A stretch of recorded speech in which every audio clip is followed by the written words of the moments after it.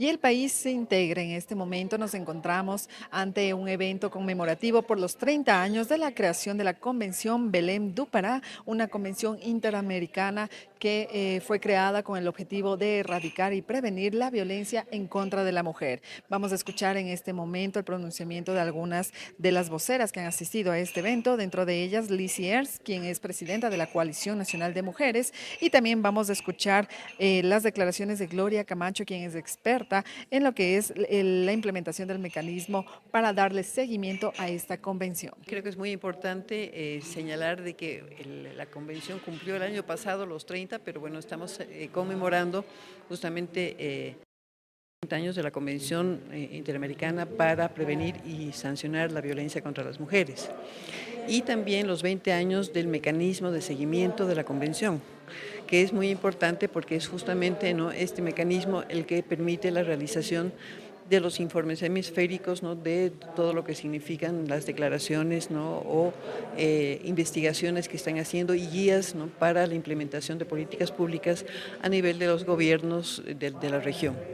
En este evento hemos podido y con suerte de alguna manera contar con la presencia de Gloria Camacho, que es la presidenta de la MESECVI, es decir, la presidenta del mecanismo.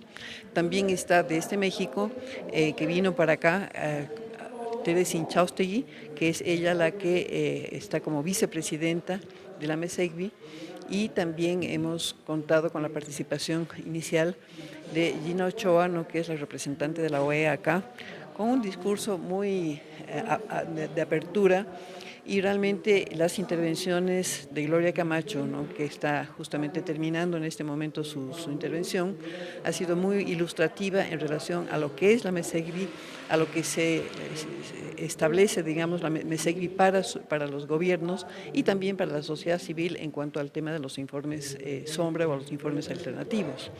Entonces, este evento está justamente en función de poder difundir de mejor manera todo lo que significa, ¿no?, este instrumento internacional que tanto nos ha servido, ¿no?, en el tiempo, es decir, desde hace 30 años, desde lo que fueron las comisarías de la mujer, desde lo que fue la ley para la prevención contra la violencia a la mujer y la familia, es decir, la primera ley, y muchos otros mecanismos y acciones, ¿no?, que desde el gobierno se han realizado justamente para cumplir, ¿no?, con el mandato de la convención. ¿Cómo se ha dado esta trayectoria durante estos 30 años? ¿De qué forma ha influido la convención en lo que serían las políticas públicas del Ecuador, por ejemplo? Por ejemplo, ¿no?, es decir, el hecho de que haya habido el CONAMU, ¿no?, lo que fue el CONAMU, el Consejo Nacional de las Mujeres, que en su momento realmente fue el mecanismo el mejor mecanismo que tuvimos desde lo que fue justamente la promulgación de Belém do Pará, y que fortaleció fortaleció la presencia, digamos, de un mecanismo fuerte con poder de decisión. Eso era muy importante.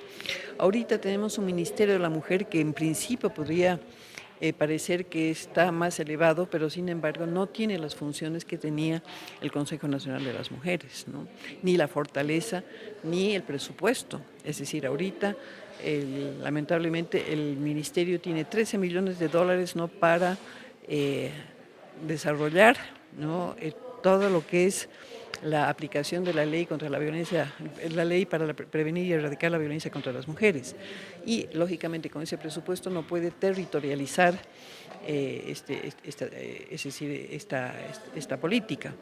Y en ese sentido creo que realmente no podemos hablar de avances sí a nivel legislativo, podemos hablar de avances en cuanto a la concientización de la gente de que es decir, que la violencia no es un hecho natural ni es una cosa que se tiene que guardar dentro de la casa, sino que ahorita sí hay mecanismos para la denuncia.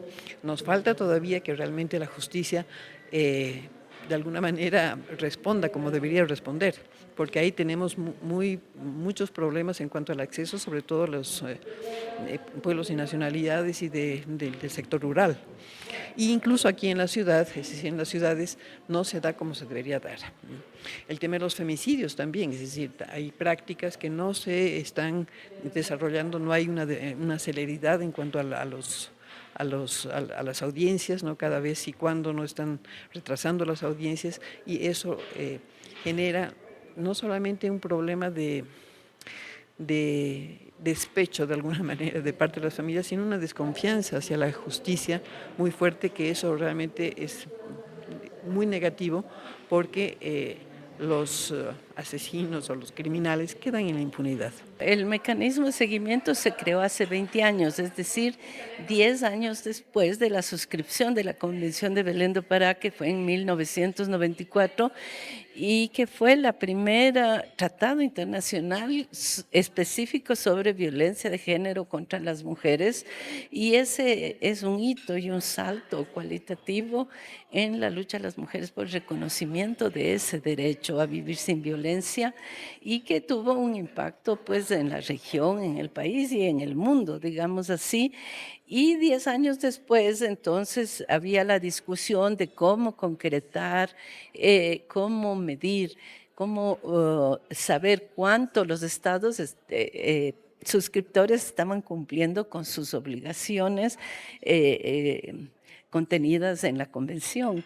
Y entonces ahí se crea el mecanismo de seguimiento de la Convención de Belén do Pará, que se llama MECSEBI, por sus siglas, y el cual hace un seguimiento y un monitoreo justamente el cumplimiento de estas obligaciones, y para eso ha diseñado un sistema de indicadores que se envía a todos los estados que deben responder, y a partir de eso se hacen informes regionales o subregionales sobre los avances, sobre los vacíos, sobre los incumplimientos también, pero se trata de tener una posición más bien positiva, propositiva. Entonces se hace recomendaciones a los estados para solventar las fallas o para incluir las nuevas, digamos, políticas o programas o actuaciones que se sugieren y que son obligaciones por estar en la convención. En el caso de Ecuador, durante estos 20 años que se ha implementado el mecanismo, ¿cuáles han sido los principales hallazgos o conclusiones que se han dado? Verá, en el caso del Ecuador, en los últimos 20 años lo que hemos encontrado son, y es un poco un proceso similar en la región, al menos Latinoamérica, ¿no? El Caribe es un poco diferente, sobre todo el Caribe anglófono, pero en general se han encontrado avances en la normativa, ¿no? Antes de la Convención de Belén do Pará, hasta el año 95, en el Ecuador, no se podía denunciar la violencia contra la mujer ocurrida en el marco de la vida privada o de la pareja, de las relaciones interpersonales.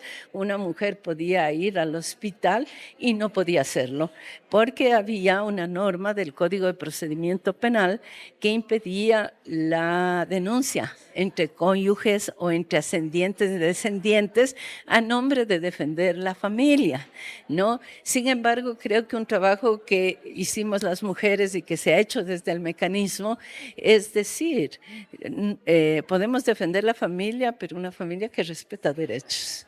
Y los derechos también se tienen que respetar en el espacio privado. Y eso que hizo la convención de decir que la violencia se tiene que respetar también en el espacio privado y que los estados tienen que actuar para impedir esta, como le llamamos ahora, pandemia, ¿no? Que es la violencia contra las mujeres, que es además un problema de salud pública, un problema con efectos sociales y con efectos graves en la vida de las mujeres, pero también en la reproducción de la violencia. Entonces, bueno, en eso, por ejemplo, en normativa del Ecuador avanzado, tuvimos la primera ley en 1995, y la segunda ley, que se llama ya de segunda generación, se promulgó en 2018, perdón, y en esta ley, digamos, ya se incluye muchas más formas de violencia y se incluye mucho más obligaciones, por ejemplo, para los gobiernos locales, ¿no? Se incluye también los distintos tipos de violencia, como es y ámbitos en que esto ocurre, el educativo, el de salud, el cibernético, los medios de comunicación, etcétera.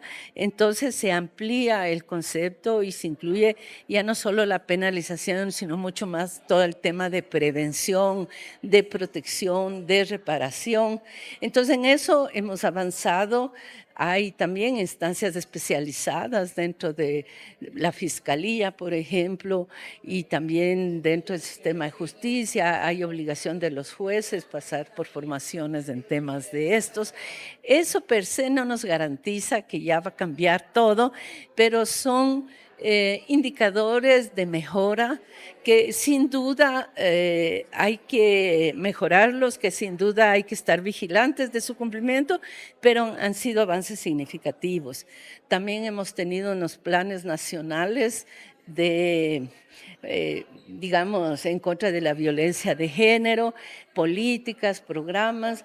Creo que hay que mejorarlas, que hay que ampliarlas al sistema educativo sobre todo. Yo pienso que el trabajo de prevención tiene que hacerse sobre todo con niños y niñas y adolescentes, ¿no? Es decir, un trabajo articulado con diferentes ministerios aquí en el país. Por supuesto que sí, por supuesto que sí, el sector salud es clave. Las mujeres víctimas de violencia, por ejemplo, la encuesta nacional de violencia, ese es otro avance importantísimo. Fuimos el segundo país de la región en tener una encuesta nacional oficial de violencia, que ya no era chiquita, que ya no era una ONG, etcétera. Y claro, frente a esos datos, de alguna manera se puede sensibilizar a las autoridades, a los políticos, a los operadores de justicia, etcétera, de que hay que responder a este problema que se consideraba individual, privado y que no era objeto de política pública. Creo que esos han sido aportes fundamentales, ¿no? Así es, en este momento escuchamos el pronunciamiento de algunas de las voceras que han asistido a esta conmemoración de los 30 años de la Convención Belém do Pará para erradicar la violencia en contra de la mujer. Escuchamos que dentro de estos hallazgos para el Ecuador, a pesar de que han pasado ya 3 décadas, sí ha existido cierto avance en la normativa jurídica del país para poder tipificar y sancionar lo que es la violencia en contra de la mujer. Sin embargo, aún existen algunos aspectos que faltan mejorar, especialmente la articulación entre diferentes ministerios aquí en el país. Con esta información estaremos pendientes para traerles más novedades. Corape informa.